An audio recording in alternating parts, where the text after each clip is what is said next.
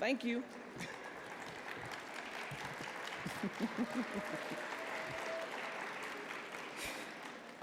Welcome to the 2025 Caroll C. Arnold Distinguished Lecture. My name is Dr. Tina M. Harris, the first Vice President of the National Communication Association. I am also the primary convention planner of this year's 111th convention. A highlight of our annual conference is selecting a scholar who epitomizes the spirit of the Caroll C. Arnold Lecture. The lecture is named after Caroll C. Arnold, Professor Emeritus of Pennsylvania State University, who was recognized by other giants in the field as one of the great teachers in the speech communication classroom.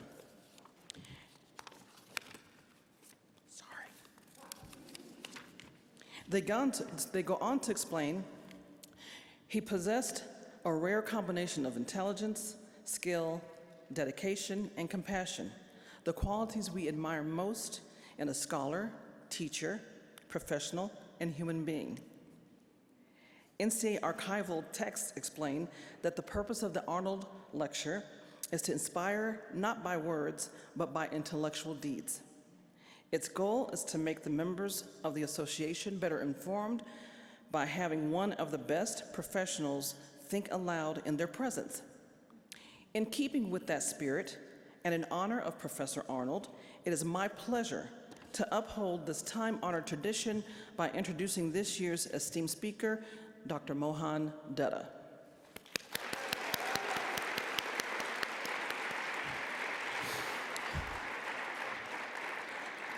I cannot think of a better teacher-scholar colleague to speak to us this evening. When I was officially informed that I needed to begin thinking about who I would choose to speak, it was a very easy choice for me. I have come to know Dr. Dutta through his scholarship and our committee work with NCA as well as ICA. And it is through those connections that I gained an up-close and personal view of an esteemed, prolific, and brilliant scholar. Since accepting the invitation to speak, it is abundantly clear that we need to hear Dr. Dutta's voice now more than ever. Higher education and the world we are in are currently in a precarious state, and we are in need of a voice to sustain us, inspire us, and give us hope.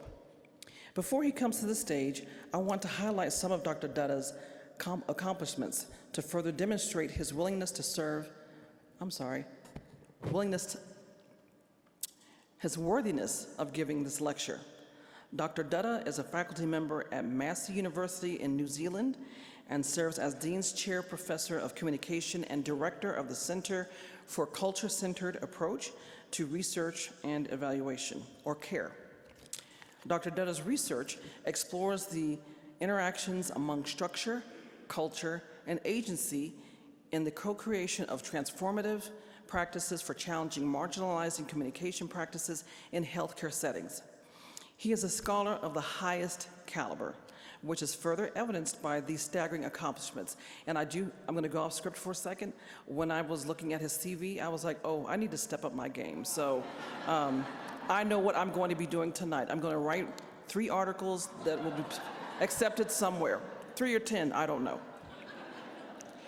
His accomplishments include, but are not limited to, 20 national and international awards, 61 keynotes and prestigious invited talks, and he's had 27 since 2020, 17 visiting scholar posts, 31 funded grants, 11 books, I'm getting tired, 8 edited journal special issues, and 182 journal articles.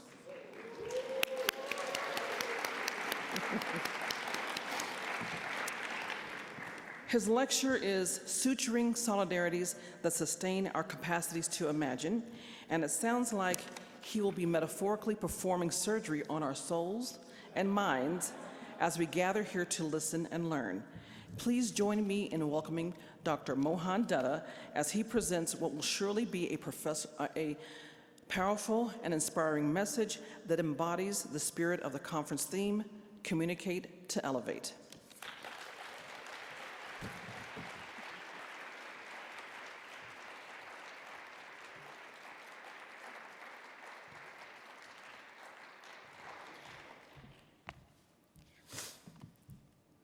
Thank you, Tina, for the care, for the love, and for that humbling introduction.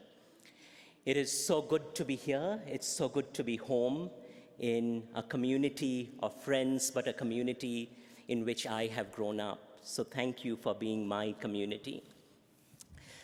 Ena mana, ena reo, ena karangatanga maha, tena koto, tena koto, tena koto, katoa.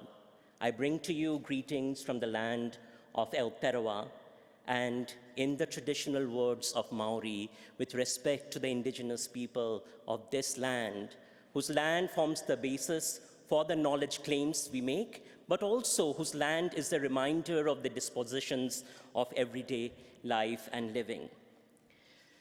Friends, sojourners, and co-creators, I want to begin this conversation by thanking all those who have labored with care and love to bring me here.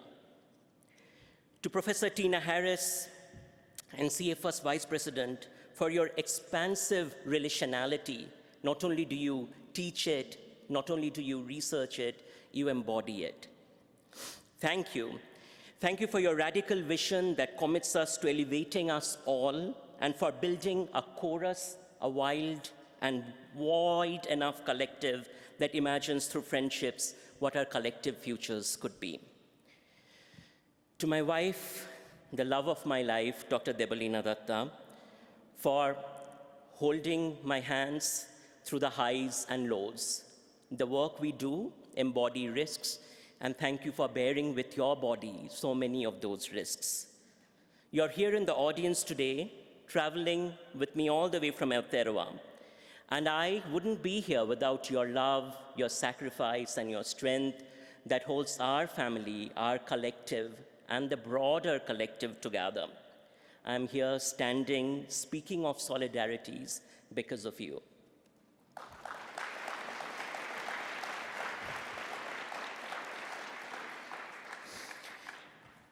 I remember today, on this occasion, my grandmother, Nana, who taught me to dream, who gave me the lessons that a collective built through sacrifice, and yes, sacrifice, is the root for social transformations that forms the heart of the lives that we can imagine, of the collectives and societies we can build.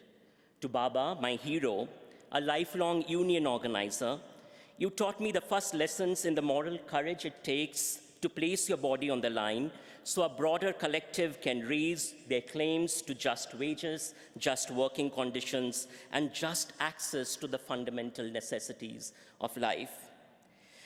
To Ma, a student of Indian philosophy, your songs taught me the earliest lessons of anti-colonialism, rendered through Tagore and the songs of Rabindranath Tagore, and your conviction taught me the power of belief. To my brother and his family, thank you for building the safety net of unbridled support. To my extended family of the Dattas, a family of union organizers, school teachers, and left party workers, you, through your everyday practices of life, taught me the first lessons in collectivity and care. To the Banerjees, thank you for your love and for your acceptance. To our children, Shlok, Trisha, and Soham, you are hope, you are joy. But most importantly, you carry the imaginations which will build another world. It is waiting right there.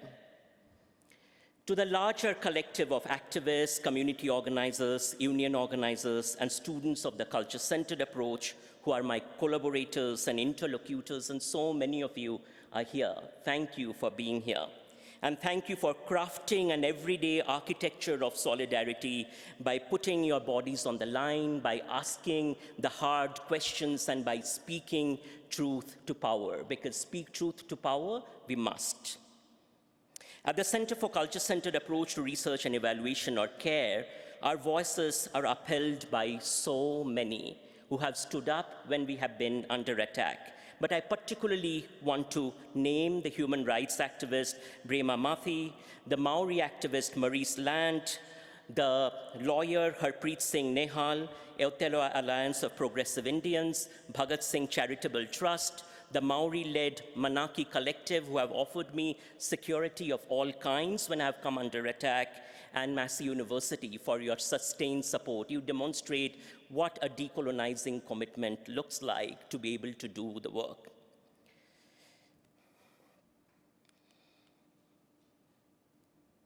Today, I want to begin by inviting us to imagine a scenario. A child in Rafah sits on the rubble that was her house. The dust of her family clings on her skin, the dust of her future, the dust of all the mornings she will never wake to, all the meals she will never share, all the laughter that died in the explosion that left her perched on concrete and rebar where a kitchen once stood. Her dress is torn, her feet bare, her eyes hold something that we in our places of comfort can hardly imagine. And yet, a sound emerges from her small frame, not a scream, not a whimper, not silence, but a song. This child is doing the most radical, the most unbearably human thing she can do in the midst of devastation. She is imagining. Her imagination fills out faraway spaces across the globe. This imagination is the conviction of her voice, her story, her existence that isn't finished yet. Her imagination that the bombs and drones and surveillance technologies haven't been able to destroy. Her imagination that her presence, her body, her knowledge, her song stays on. Her song is a resonance. It resonates with a Bengali protest song I learned years ago. Performing to it at factory lockouts and May Day celebrations in the streets of Kharagpur, the railway town I grew up in. The lyrics go, Bistirno dupare oshonkho manusher hahakar shuneo, O Ganga tumi, O Ganga boicho kano. It is asking the river Ganges that in spite of the sufferings on both your sides, how is it that you keep flowing?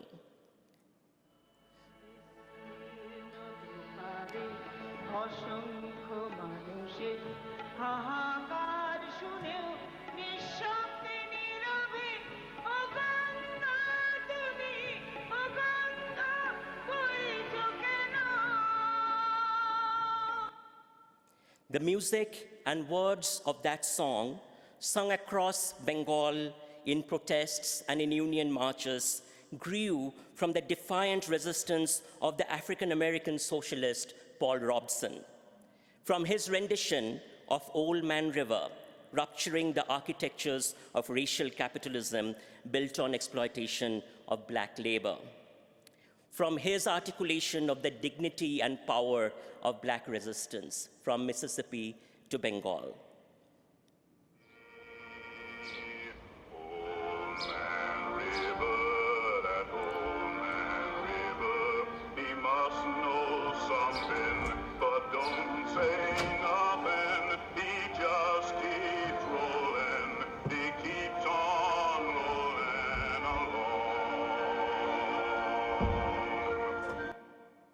That song is the refusal to be disappeared.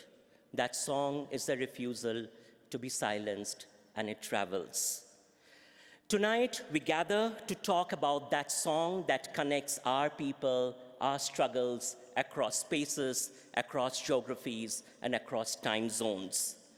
We are here to learn the art of suturing solidarities, the communicative practice of stitching our wounds, our stories, our struggles together into a fabric of resistance strong enough to nurture our capacity to imagine a world where we collectively belong. We begin with a theory of solidarity.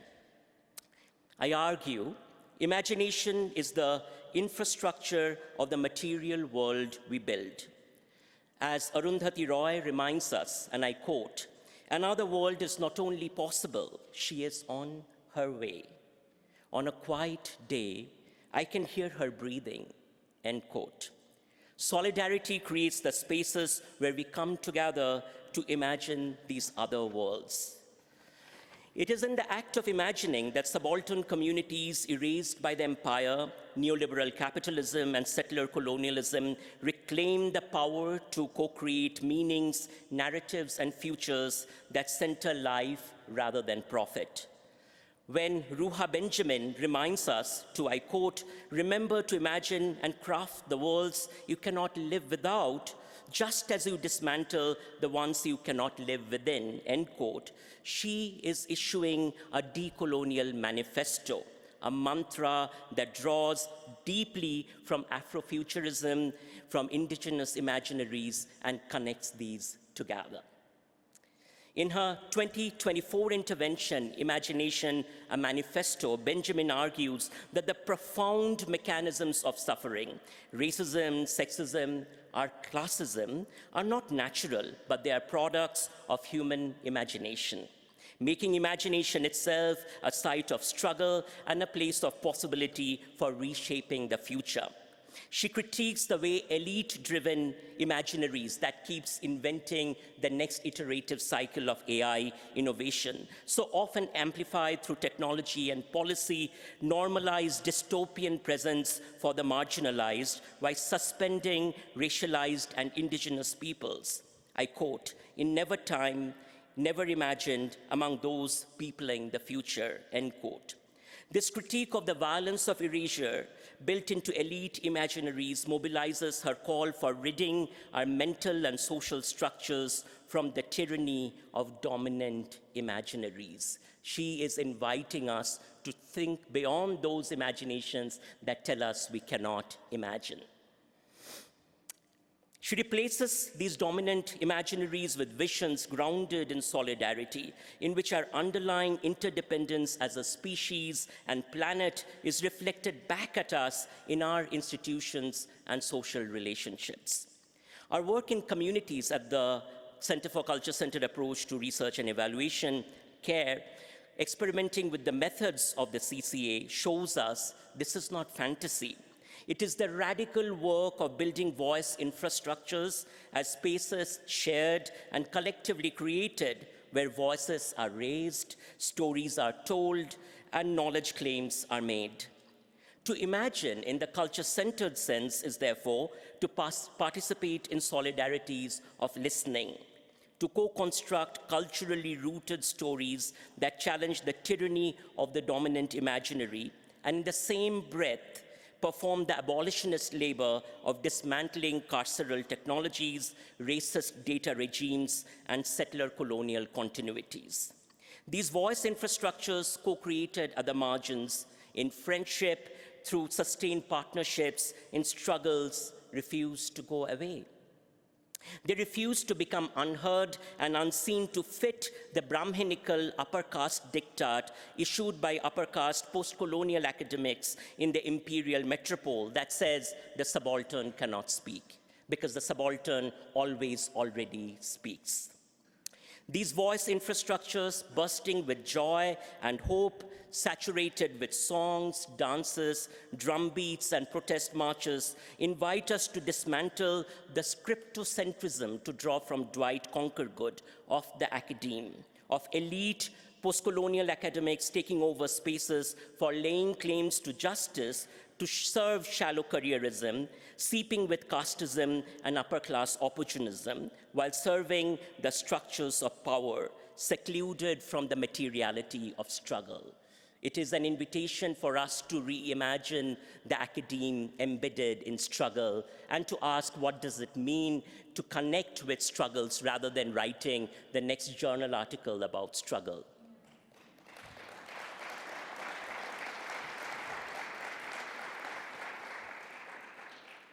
Solidarity as the work of building voice infrastructures. So how do we build voice infrastructures for imagination? I will argue that solidarity forms the backbone of voice infrastructures for imagination. It denotes the purposeful, active practice of standing together across differences, class, race, gender, nation, with a common commitment to collective liberation and mutual accountability. And yes, accountability is important.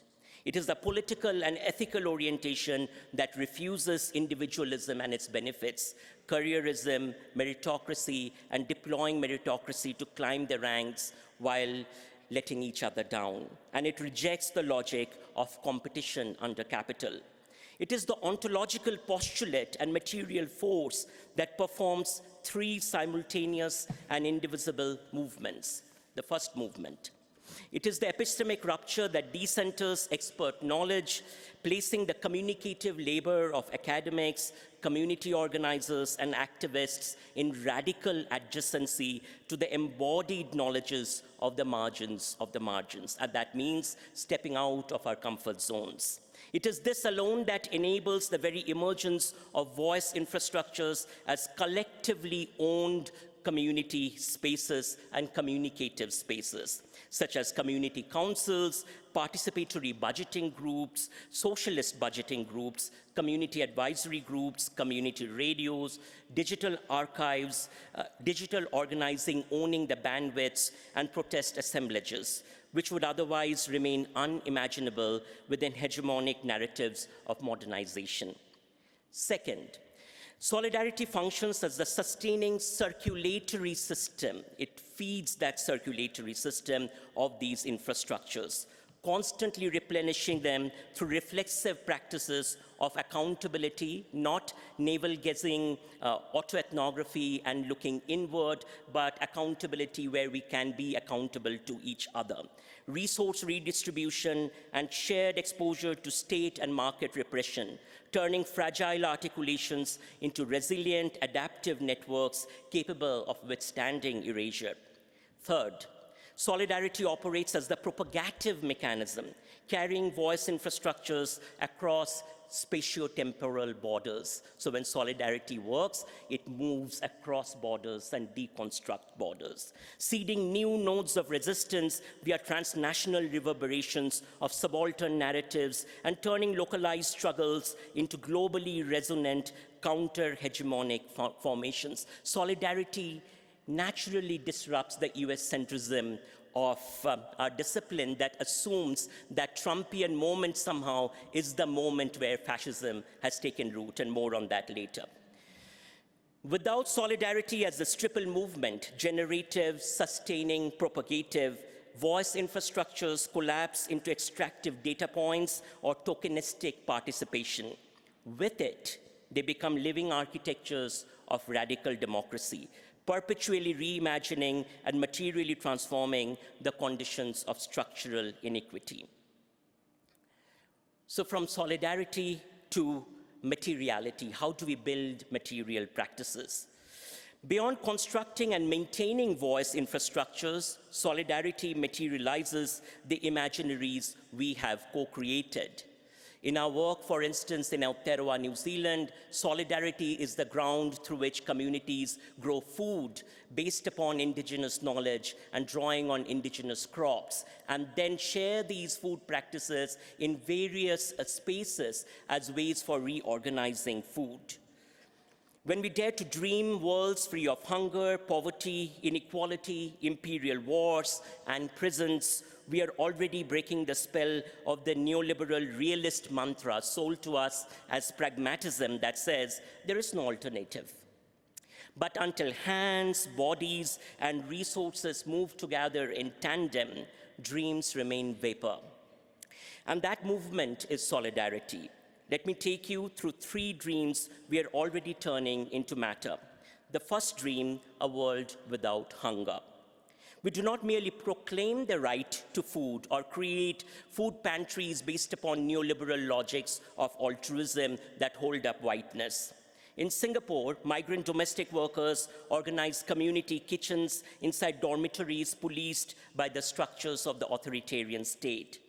In socialist Kerala, the Kudumbashree Women's Collective grows food on every patch of available land and redistributes surplus according to need, not profit.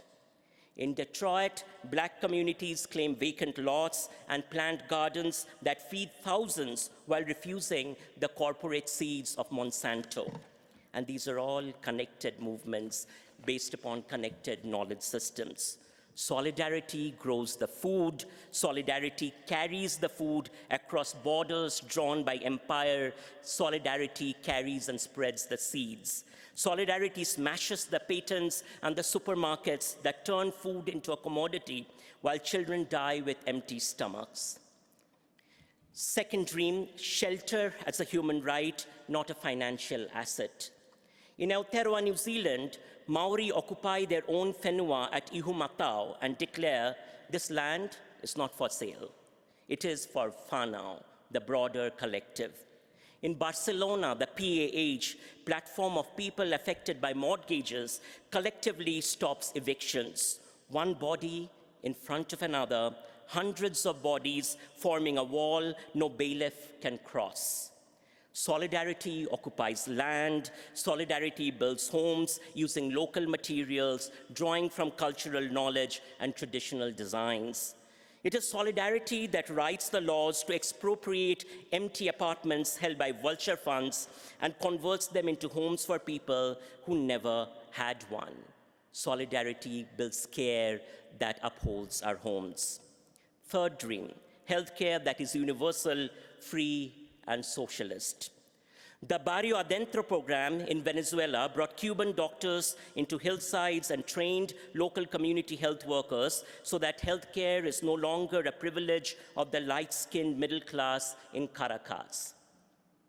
The 30-baht healthcare scheme was born in Thailand out of decades of rural activism that refused the World Bank's prescription of user fees, as if healthcare is to be commoditized and somehow that is natural. Backed by people's science movements and women's collectives, the socialist government of Kerala achieved near zero excess mortality in the middle of the COVID-19 pandemic, at a time when richer nations counted bodies by the millions. Solidarity builds clinics in the slums. Solidarity cleans the rivers poisoned by factories.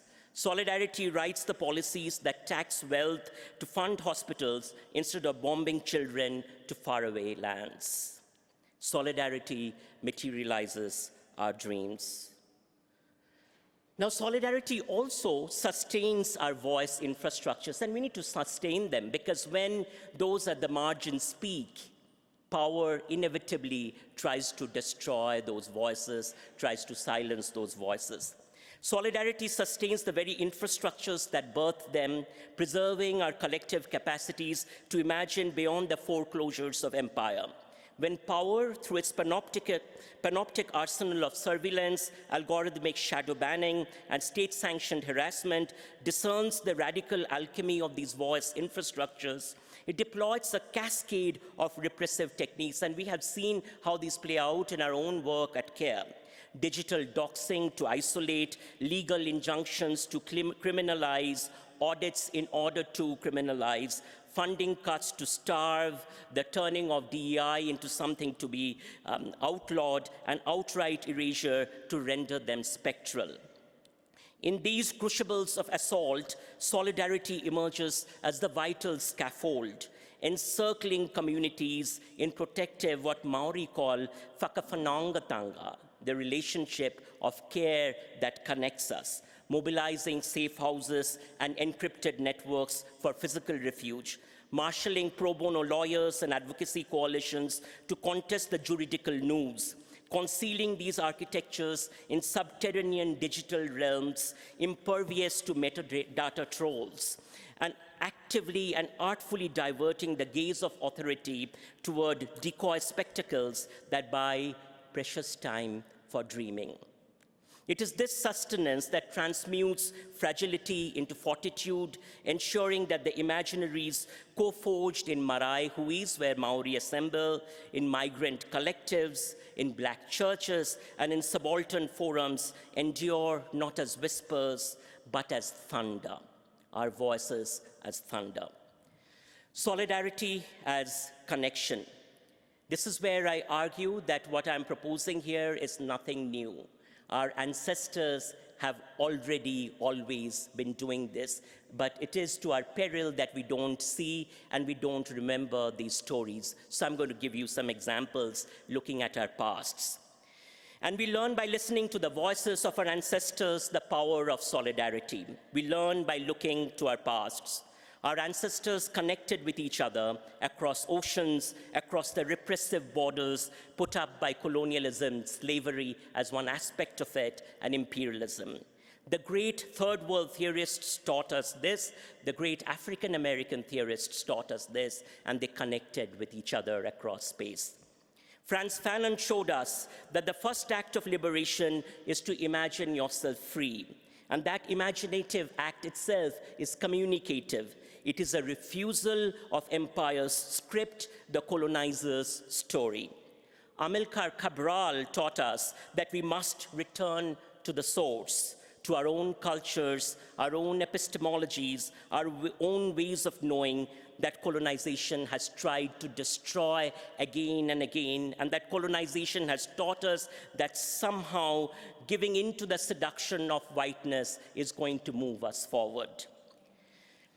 In the paddy fields of Bengal in 1946-47, and this is the trajectory that I come from, this is my Whakapapa, the women peasants of the Tebhaga Andolon, armed only with household sickles and an unbreakable refusal to surrender 2/3 of their harvests to the landlords, sang revolutionary songs as they harvested. Hey samalo dhan ho, rokte tadao shan ho, jan kabul ar man kabul, ar debona dhan moder pran ho. Meaning, we are not going to give this product of our soil and our land that we have toiled on for the feudal and the capitalist structures to profit from. They provided the basis for the liberatory script that the most dispossessed can dare to imagine, and they have the power to imagine another world and enforce a new way of being. Let's also imagine and look at the work of Salvador Allende, speaking to the workers of the world from the palace under siege on 11 September 1973, at the moment of the birth of the neoliberal experiment, the free market, if you will, through extreme violence orchestrated by the US, reminding us with his final breath over Radio Magallanes as he was under siege, and I quote, "May you continue to know that much sooner than later, the great avenues through which free men will pass to build a better society that will open," end quote. History has proved him right. The avenues are still opening, and it is our solidarity that keeps widening them. It is our ability to see connections with each other that keeps widening them. In 1955, in Bandung, another story was stitched. This is the story of the non-aligned movement. Afro-Asian leaders from across 29 nations declared, "Our struggles are one." It was not abstract declaration. It was the active, conscious sewing of solidarity across oceans. Oceans couldn't keep us apart. Paul Robson sang African-American struggles into the ears of Indian anti-colonial activists. Blacklisted in the US, his passport revoked, and his concerts banned. His voice reached across the oceans because solidarity doesn't respect borders. You can't contain solidarity because it is power. W.E.B. Du Bois stood with African independence movements, understanding the color line that he traced in America was the same color line that divided colonizer from colonized across the globe. The Black radical tradition did not stop at the Atlantic. It leapt into Pan-African revolution. Kwame Nkrumah studied Du Bois and invited him to Ghana to direct the Encyclopedia Africana. Frantz Fanon inspired the Black Power movement, and Amilcar Cabral quoted the Black Panthers, drew inspiration, and offered a theoretical framework that connected African-American liberation to global anti-colonialism. These are the links that we must explore and look at, rather than getting contained in our parochial worldviews. From the other direction, and this is the tradition of India, the Indian socialist Anti-colonial theorist M.N. Roy, exiled from the subcontinent, helped found the socialist infrastructure in Mexico and created the first draft of the socialist program that would later inspire the Zapatistas a century on. Indian migrant laborers in the factories of northern England carried Marx in their luggage alongside copies of Bhagat Singh's jail notebook, linking the strike pickets of Manchester with the peasant uprisings of Punjab and the Quit India movement. And the Ghadar Party, Punjabi farmers and students scattered from California to Shanghai, plotted anti-colonial resistance on 3 continents, smuggling in their manifestos because free speech was banned by the colonizer. So this is not a new moment. The colonizer only wants one kind of free speech that upholds the infrastructure of whiteness. So the Ghadar Party smuggled their manifestos declaring the enemy of the British Empire is our friend, proving that working class solidarity could ignite anti-colonial mutiny from the lumber camps of Oregon to the trenches of Flanders. Witnessing the connections.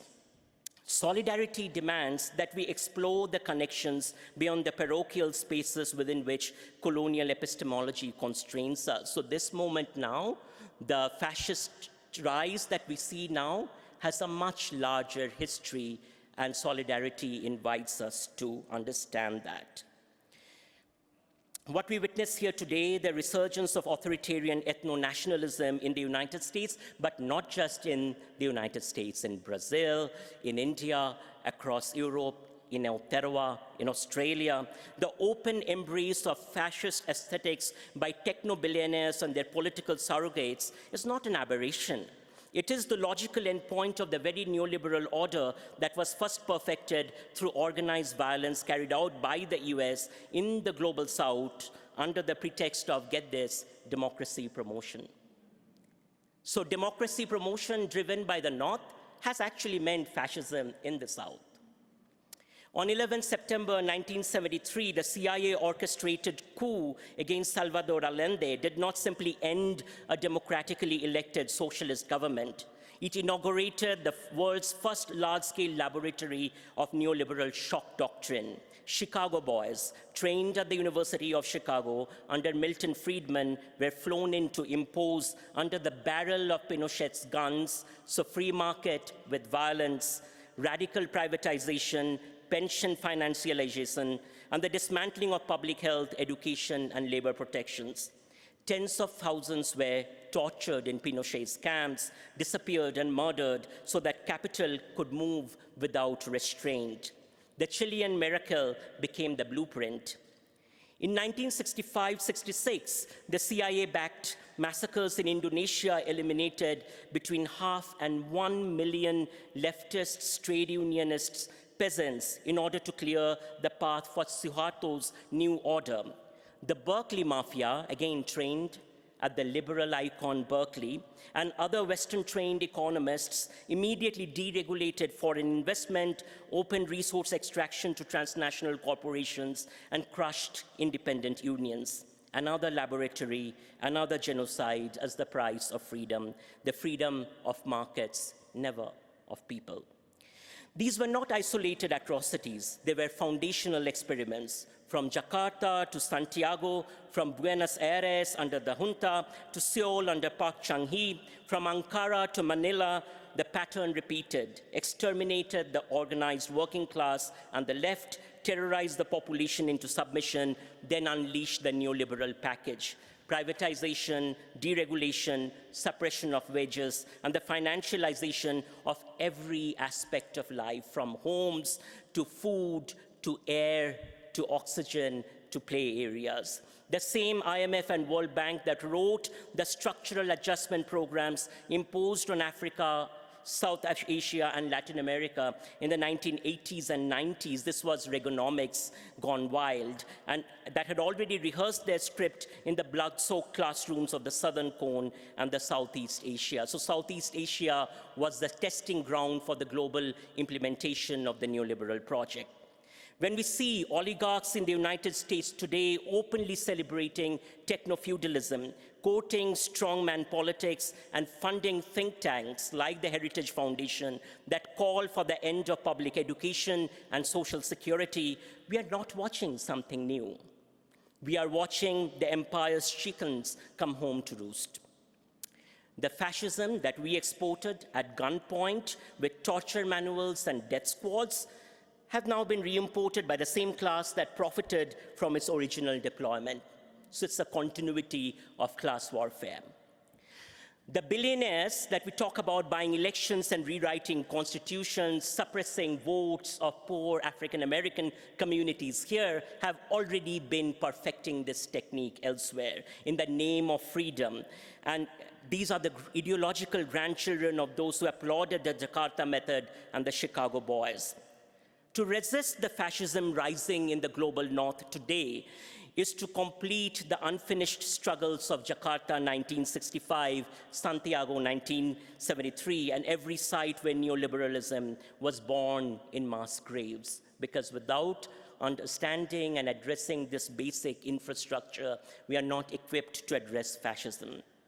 My next aspect, reaching out and weaving in the connections. You asked, so how do I connect with others? How do I see across spaces?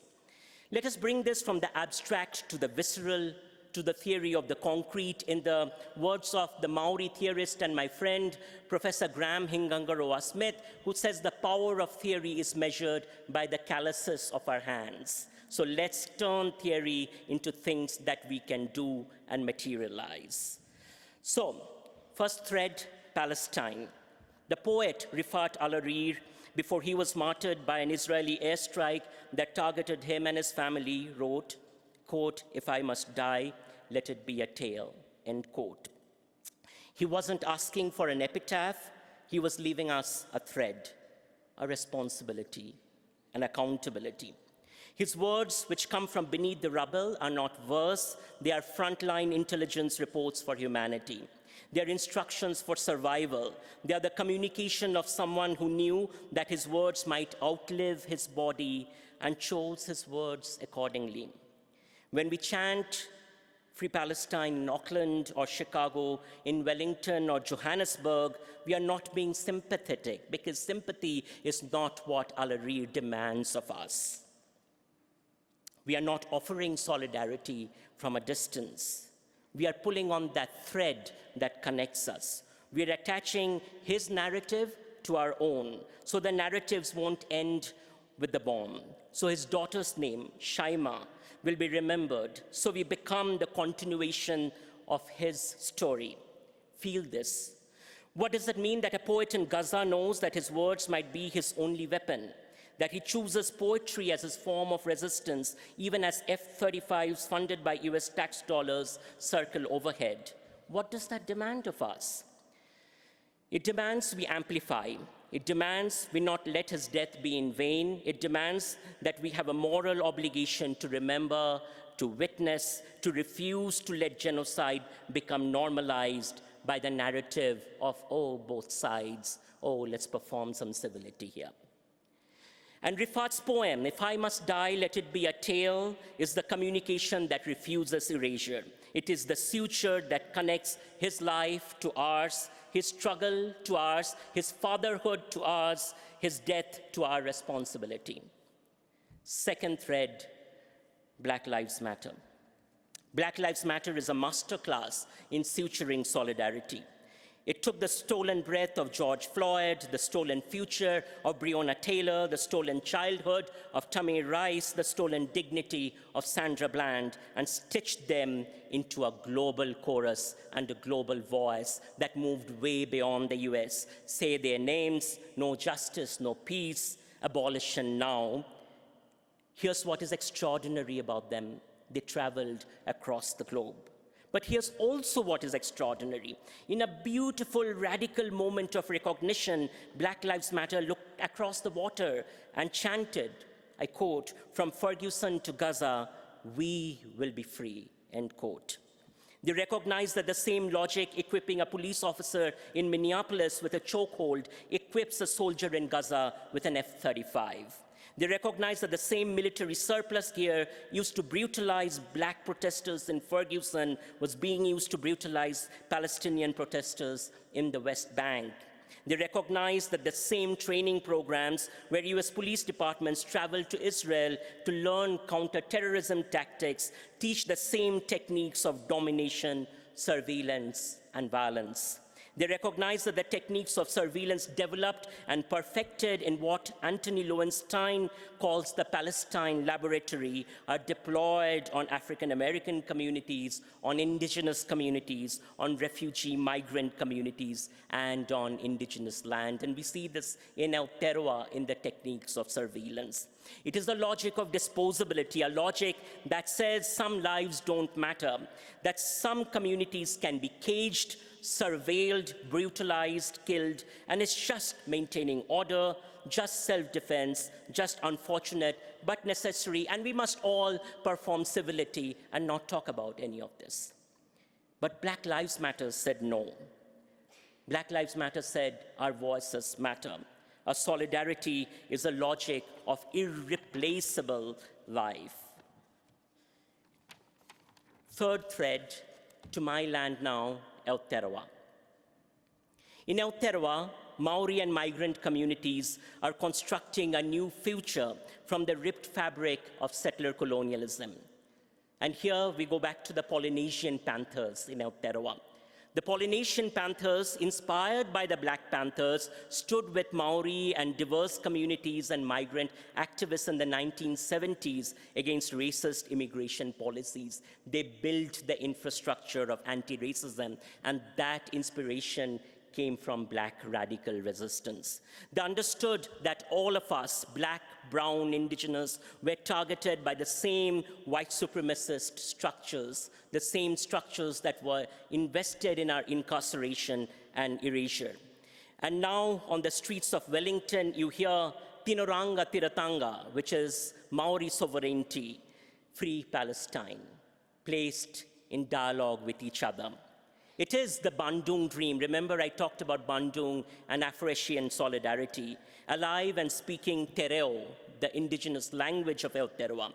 It is the understanding that my freedom as a migrant is bound up in the sovereignty of Tangata Whenua, the indigenous people of the land, which is bound up with the freedom of Palestinians.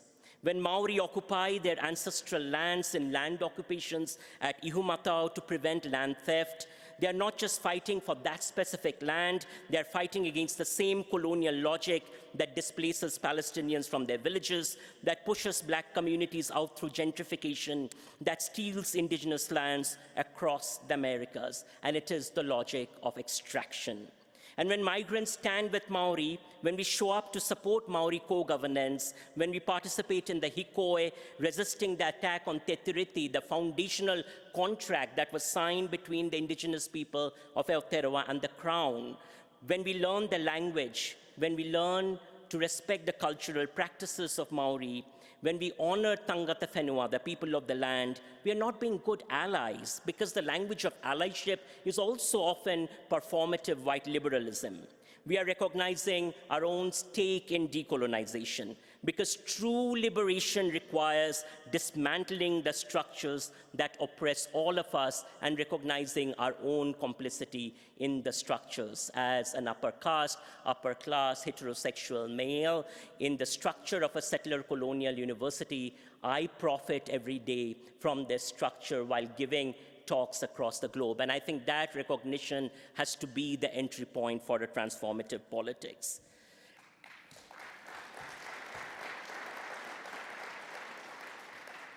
When we recognize our own stake in decolonization, it means that we recognize true liberation requires dismantling the structures that oppress us. And because decolonization demands we leave behind, and this is critical, our reading lists, journal articles, or pontificating about the next journal article we will write on healing and violence in Gaza while staying silent, these safe pontifications in the academe are part of the settler colonial extractive logic.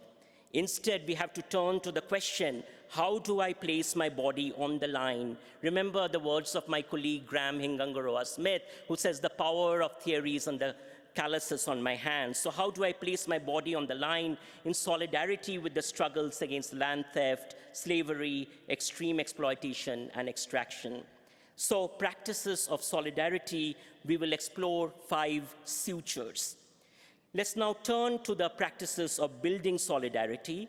And here's my first suture: let's listen until it hurts. Let's listen, not to respond, not to strategize, not to parachute in with solutions. Often people ask, hey, what do I do as an academic coming into the community, and what can I offer them? It's an extractive settler colonial question. Not to hunt for the next DEI grant, the next panel seat, the next feel-good hashtag inside the same empire that starves children, but to be changed irreversibly, uncomfortably, until something in us cracks wide open and can never be sealed again. This is whakarango in te reo Maori, deep listening that slides past the ears and lodges aching in the heart. This is listening to voice grounded in land. This is dadiri in Aboriginal Australian traditions, the quiet, ancient, still awareness that lets the land and the ancestors speak first.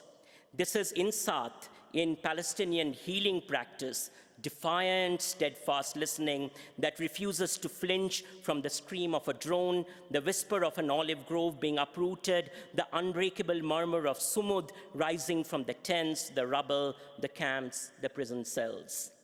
So we do not come to fix, we come to be broken.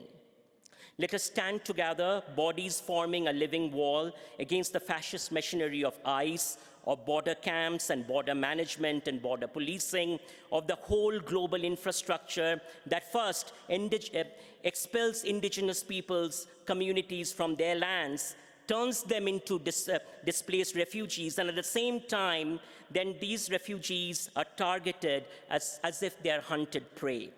Let our listening itself become the countered infrastructure, a network of witness that short-circuits deportation flights and makes the architects of cages lose sleep. Let us sit with the refugee who has crossed 12 borders until their grief burns our throats raw, and then sit longer.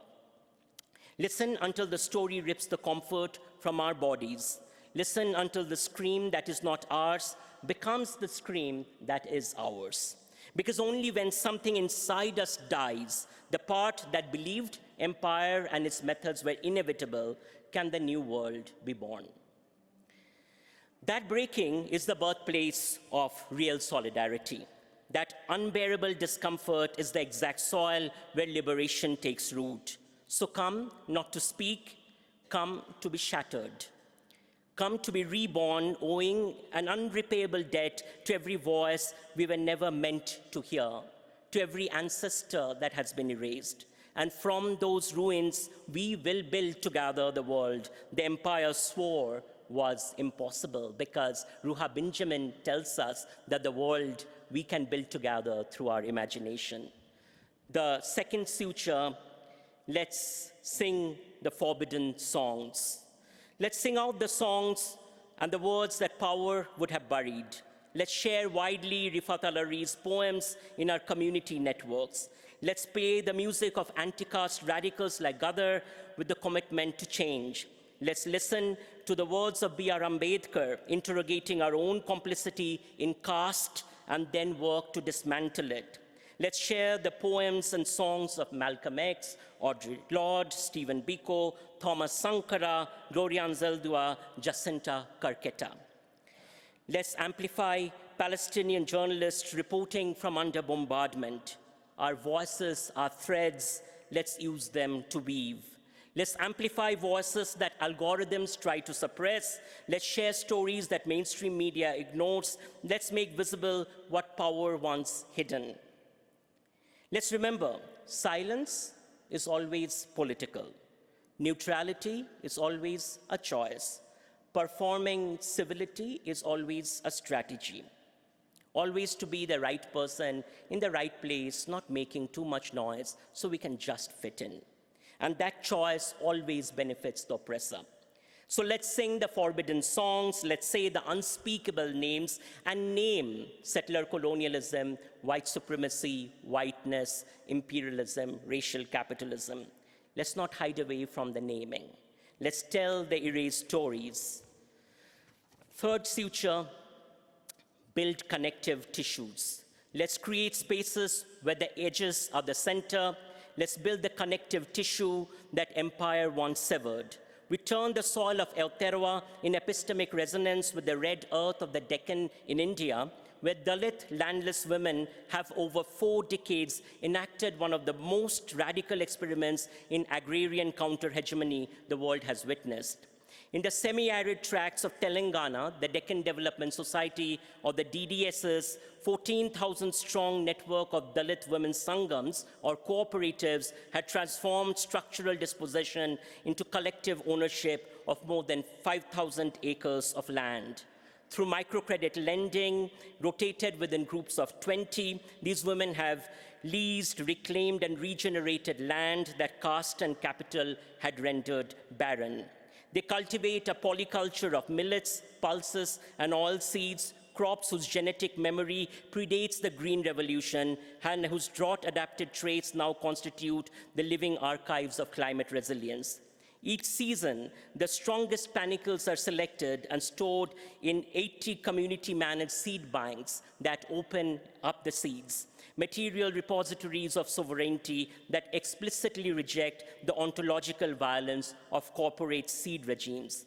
They are not isolated practices. The seeds move, they move with songs.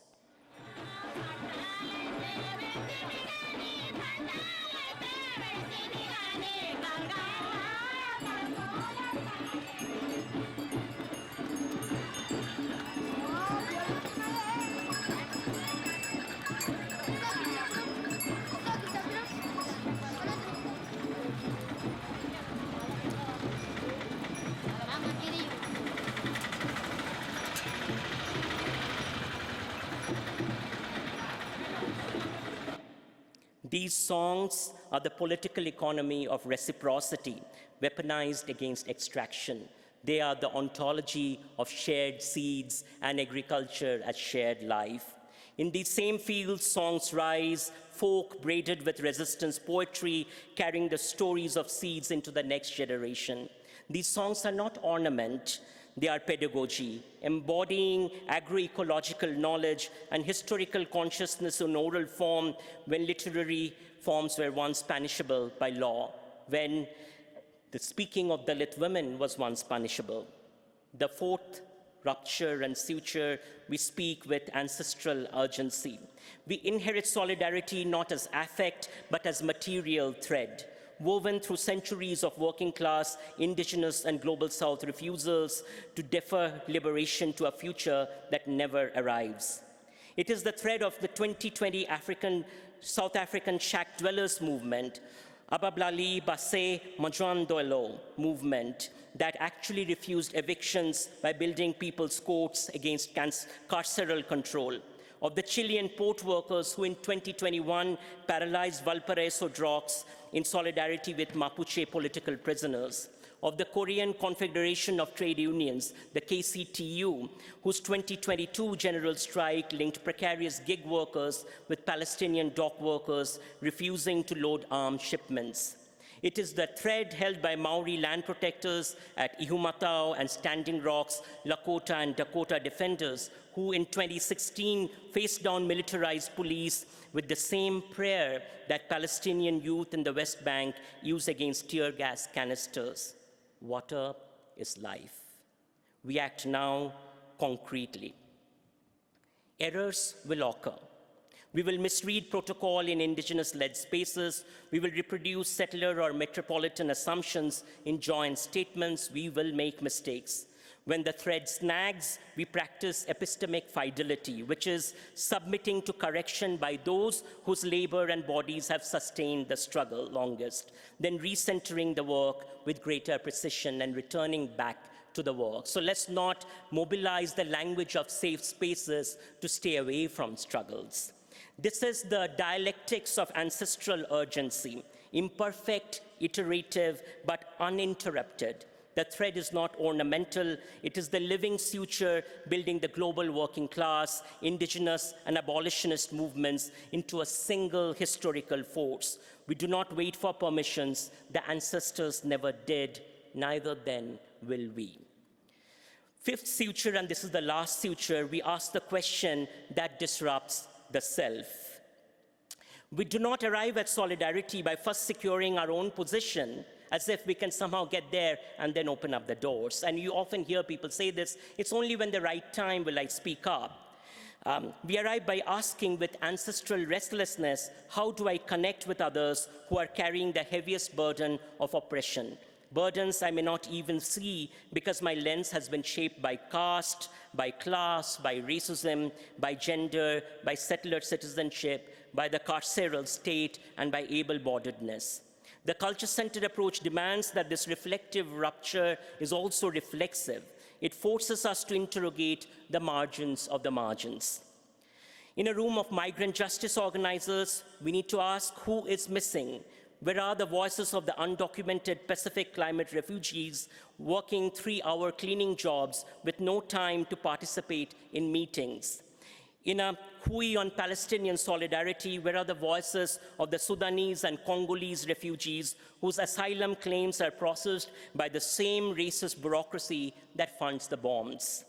In a Dalit-led seed sovereignty network, which Adivasi or Muslim landless women have been crowded out by the very NGOs that claim to represent the marginalized, as if professional managerialism can actually represent the marginalized. Solidarity, then, is not the celebration of already visible difference under the neoliberal banner of inclusion, because inclusion sedates us into believing we belong. It is the deliberate, often uncomfortable labor of seeking out the least audible, the most criminalized, the most erased, and restructuring power so their analysis leads. The voices of the survivors of the 1965 Indonesian genocide that I talked about imagine solidarity as the basis for disrupting the violence of neoliberalism. Let's listen to their song.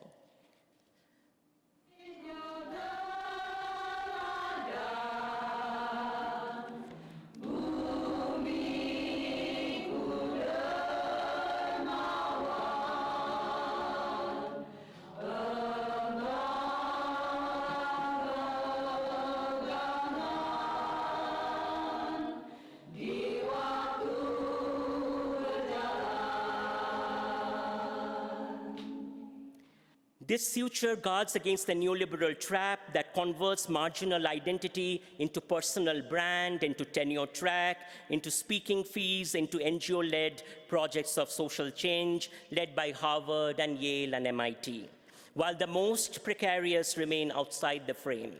Shallow multiculturalism profits from curated visibility that can feed into the white gaze. Genuine solidarity dismantles the very frame and rebuilds it around those who were never meant to enter the space. Solidarity invites the margins into the center, which means disrupting the very structures we inhabit, centering radical love, to take the words of Audre Lorde. We stay unsettled, and this is the fifth suture, and perhaps the one that keeps all the others honest. Now to the closing. The world we build together. Let's return to where we began, with the unbreakable truth that solidarity is the only force that has ever bent history toward justice, not accommodation and not belonging to the structures of empire by the rules made up by empire. The song of the child in Gaza is the fountainhead of our collective imagination. In this work we have done at CARE, Maori transgender women imagine a world that is free from the hate that is seeded by capital and empire.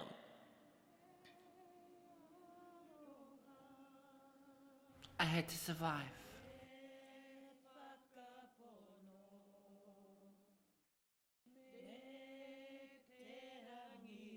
I had to make hard choices.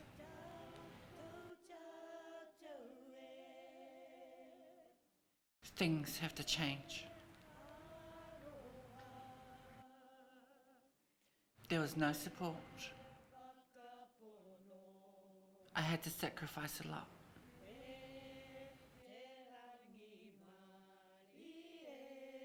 I'm tired. I'm over it. I'm done.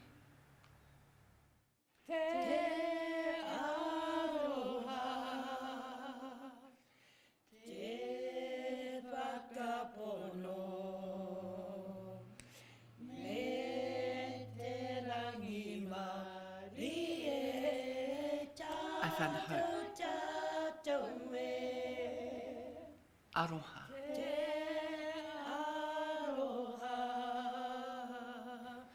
I found my own.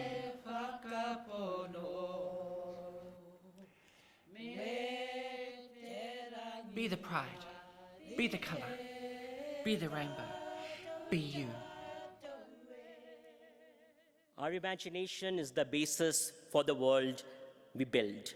A world where the dock worker in Auckland who refuses to load arms shipments stands on the same picket line as the Palestinian trade unionist rebuilding Gaza's shattered port. Where the Maori land protector blocking a foreign developer at Ihumatao shares strategy and seed with Dalit women of Telangana who built an entire oral library of ecological knowledge passed on through the songs, singing alongside black women farmers in the Mississippi. Where the Pacifica tenant fighting eviction in South Auckland marches alongside the Samoan nurse striking for public health care and the Indian railway worker in Jharkhand demanding the same wage for the same work. Where the drums and dances of Adivasi resistance in Bengal beat across Aotearoa and the Turtle Island. The songs of the drums are an invitation for imagining another world.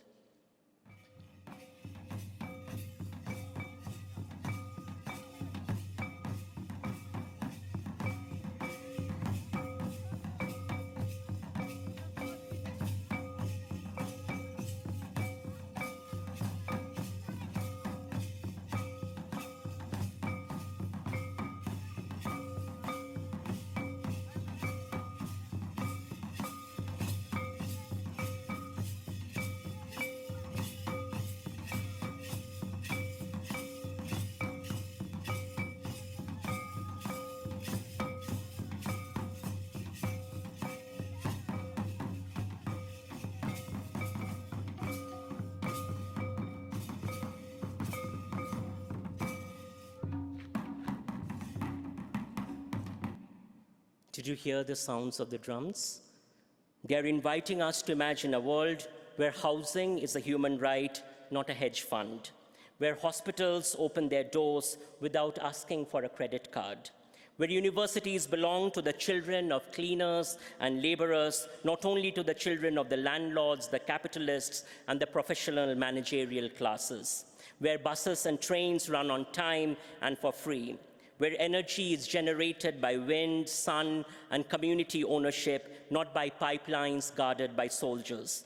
This world is being built already, brick by brick, strike by strike, occupation by occupation, by racialized workers, indigenous gardens, by black communities growing food, and the global poor who have decided that another century of crumbs is unacceptable. Every time a union in Durban diverts due to a Palestinian workers' relief fund, the world shifts.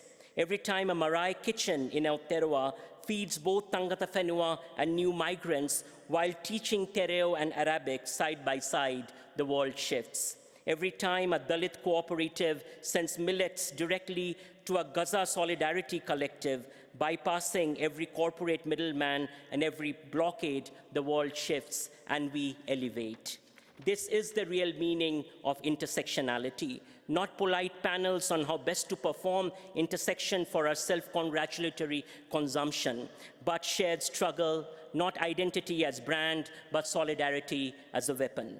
Movements of the working classes, the racialized, the indigenous, the poor, these were never separate movements. Don't let the structure tell us that we are separate and distinct, that somehow our struggles are distinct, and the way we get forward is by putting down those that we cannot connect to.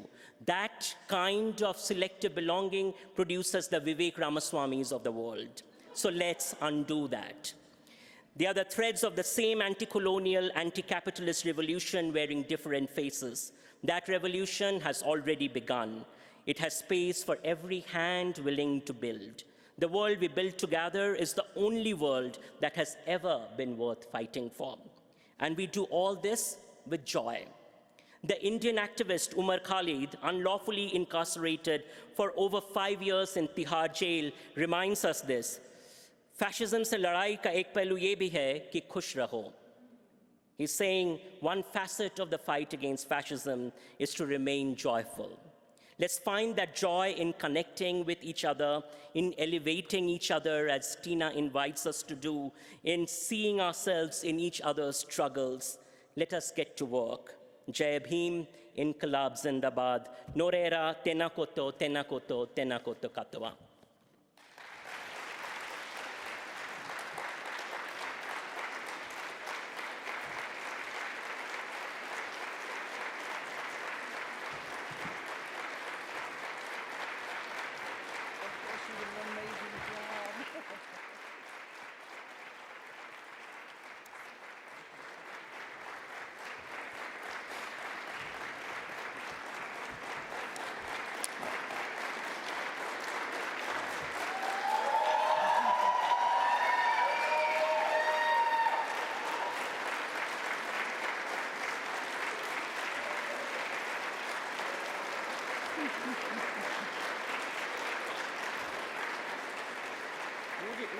We can wait.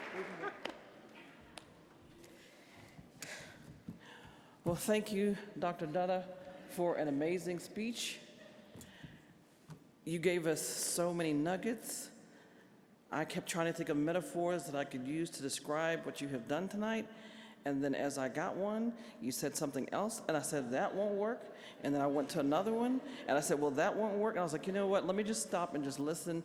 And just thank you for a charge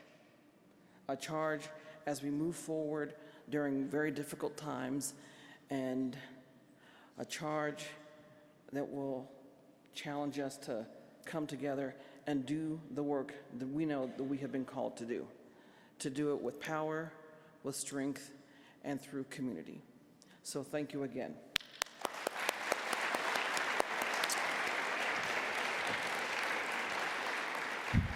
And so I think that we're all probably going to go back to our rooms tonight and gather data, write essays, and submit them all by Monday. So thank you for that charge. We appreciate that so much. I want to present to you the Caroll Arnold Lecture Award to commend you for all the work that you have done and to memorialize tonight's event.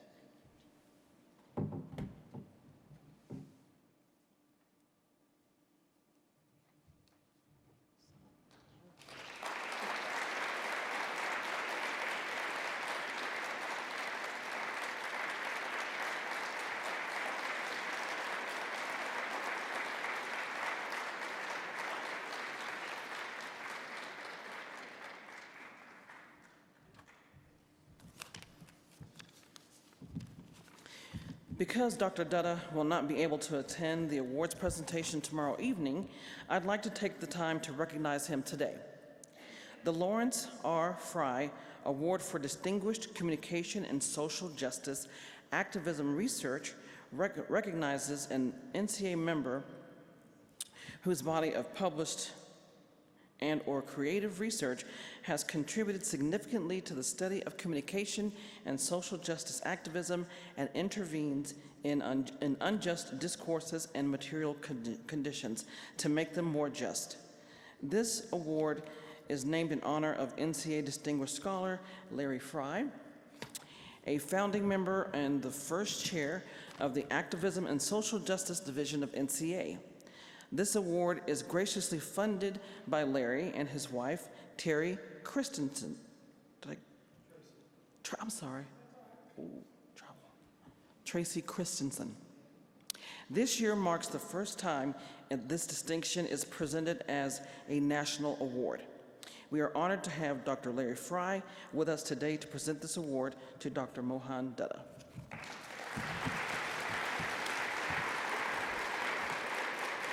I was supposed to say, please help me welcome him to the stage, but you have, so thank you. Do we have the award?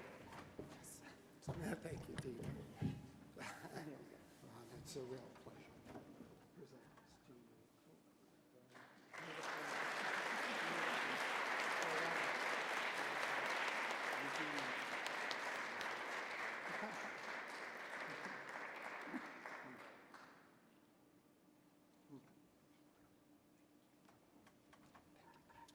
Absolutely. All right. So we want to ask you all to please join us here tomorrow at 5:30 for the presidential address by President Janetta Sims. She's right here. My contacts are dirty, I apologize. And we will also have the awards presentation where we will honor the 2025 National Award recipients. So thank you all and have a good evening.